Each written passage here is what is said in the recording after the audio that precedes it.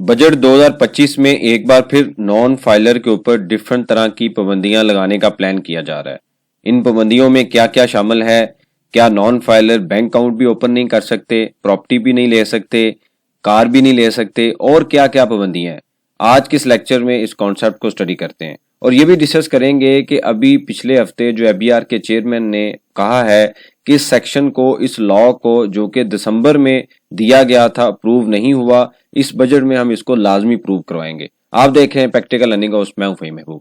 वापस आते हैं टॉपिक के ऊपर। तो सबसे पहले मैं थोड़ा सा आपको बैकग्राउंड बता देता हूं कि दिसंबर में एक बिल पेश किया गया था जो कि प्रूव नहीं हुआ था। उसमें एक सेक्शन था 114C। ये सेक्शन डील करता है कि नॉन फाइलर क्या चीज परचेज कर सकता है और क्या चीज परचेज नहीं कर सकता। अब ये कहा जा रहा है, जो कि अभी लेटेस्ट न्यूज है, जिसमें जो एबीआर के चेयरमैन हैं उन्होंने कहा है कि उस टाइम पे ये प्रूव नहीं हुआ, लेकिन अब हम बजट में इसको प्रूव करवाएंगे और इसको इम्प्लीमेंट भी करेंगे। मतलब इसको जो इन्फोर्स करेंगे कि नॉन फाइलर ये चीजें परचेज ना कर सके। और साथ उन्होंने ये भी कहा है कि ऑनलाइन सिस्टम हम डेवलप कर रहे हैं ताकि जो फाइलर्स हैं अगर वो कोई चीज परचेज कर रहे हैं तो उनको कोई मसला ना आए।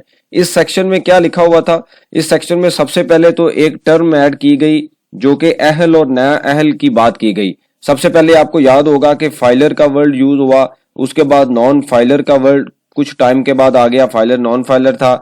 फिर एक्टिव की बात की गई कि अगर कोई बंदा एक्टिव है तो फाइलर है, इनएक्टिव है तो नॉन फाइलर है। अब इस बजट में ये कहा गया कि अगर आपने कोई चीज, अब कहा जा रहा है जो कि लग रहा है कि प्रूव होगा, कि अगर आप कोई चीज परचेज करने जाते हैं, गाड़ी परचेज करने जाते हैं, बैंक अकाउंट ओपन करने जाते हैं या प्रॉपर्टी लेने जाते हैं, तो वहां पे चेक किया जाएगा कि आप उस चीज के अहल भी हैं या नहीं है।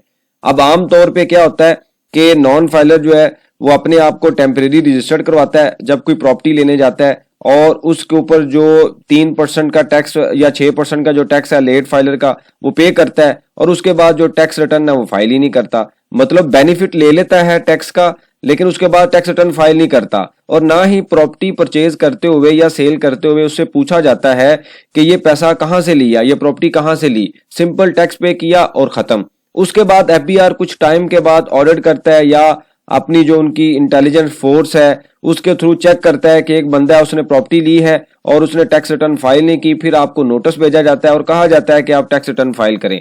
लेकिन इस सारे पीरियड में काफी टाइम लगता है, 3 से 4 साल भी लग जाते हैं, सम टाइम 2 साल भी लगते हैं, और एफबीआर का टाइम भी लगता है, उनका स्टाफ भी जो है वो इस चीज को मैनेज करता है, और सम टाइम नोटिस नहीं भी आता। अब इस चीज को खत्म करने के लिए उन्होंने ये कहा कि हम ये चेक करेंगे, या जो बंदा प्रॉपर्टी बेच रहा है या प्रॉपर्टी लैंड का डिपार्टमेंट है या एक्साइज एंड टैक्सेशन है या इसी तरीके से बैंक है, वो चेक करेगा कि जो बंदा वहां पे आ रहा है क्या वो इस चीज का अहल है या नहीं है, यानी कि वो एलिजिबल है या इन एलिजिबल है।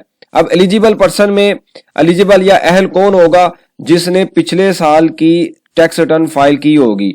जैसे फॉर एग्जाम्पल आज है 1 मई 2025, तो आज आप प्रॉपर्टी लेने जाएंगे तो ये देखा जाएगा कि क्या आपने पिछले साल यानी कि 30 जून 2024 तक की जो टैक्स रिटर्न है वो फाइल की हुई है, और आपकी टैक्स रिटर्न में कितनी वाइट मनी है। मतलब क्या आप वाकई ही ये जो अभी आप प्रॉपर्टी लेने लगे हैं ये प्रॉपर्टी ले सकते हैं या नहीं ले सकते।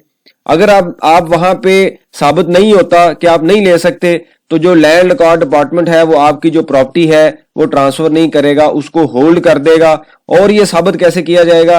एफबीआर अब ये कह रहा है कि इसके लिए हम अपने ऑनलाइन सिस्टम यानी कि आईआरएस के ऊपर काम कर रहे हैं, जो कि टास्क दिया गया है उनकी आईटी टीम को कि 2 महीनों में ये काम मुकम्मल होगा और बजट के अंदर हम इसको जो है अप्लाई कर देंगे।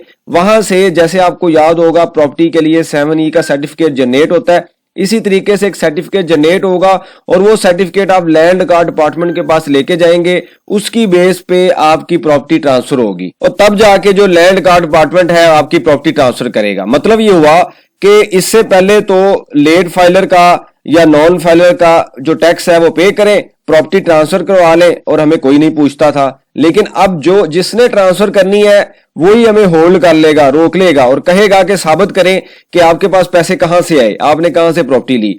सेम उन्होंने ये कहा है कि अगर आपने गाड़ी परचेज करनी है तो एक्साइज एंड टैक्सेशन भी यही सर्टिफिकेट चेक करेगा। इसी तरीके से आपने कोई बैंक अकाउंट ओपन करना है और बैंक में कोई ट्रांजेक्शन ज्यादा आ रही होंगी तो बैंक भी आपसे पूछेगा, रोक देगा, होल्ड कर देगा ट्रांजैक्शन, या जो अकाउंट आपका ही ओपन नहीं होगा कि ये पैसे कहां से आ रहे हैं। तो ये जो सेक्शन था, ये 114C का जो सेक्शन था, ये नया लॉ था जो कि दिसंबर में प्रेजेंट किया गया और बाद में प्रूव नहीं हुआ। इसके ऊपर डिफरेंट तरह की डिबेट होती रही, डिफरेंट तरह की मीटिंग्स होती रही, और सम टाइम ये भी कहा गया कि प्रॉपर्टी परचेज करने के लिए 10 मिलियन की यानी कि 1 करोड़ तक की लिमिट दे दें। इससे नीचे नीचे अगर कोई प्रॉपर्टी परचेज करेगा तो उसके लिए रूल नहीं होगा, लॉ नहीं होगा। लेकिन ये इसको इंप्लीमेंट नहीं किया गया तब से लेके अब तक। अब ये कहा जा रहा है कि इसको हम इंप्लीमेंट करेंगे। इसमें प्रॉपर्टी के ऊपर भी पाबंदी लगेगी, और अगर आपने कोई गाड़ी बुक करवानी है तो उसके ऊपर भी पूछा जाएगा, सर्टिफिकेट दिया जाएगा। इसी तरीके से अगर आपने कोई बैंक अकाउंट ओपन करना है तो उसके ऊपर भी पूछा जाएगा कि क्या आपके पास ये जो